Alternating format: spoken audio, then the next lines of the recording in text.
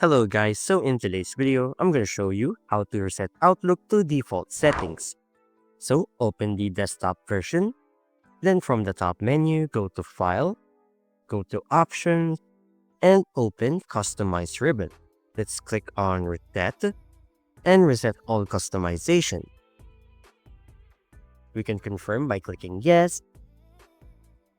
So this process will reset your ribbon and toolbar back to the default layout.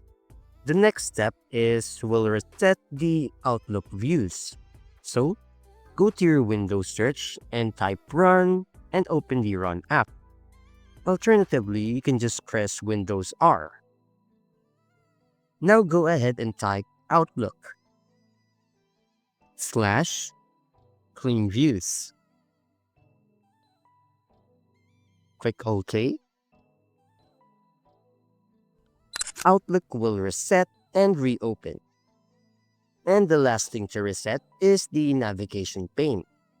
Again, open the Run Windows app by pressing the Windows key plus R. Then type in Reset Nav pane. Click on OK. And Outlook will reset once more.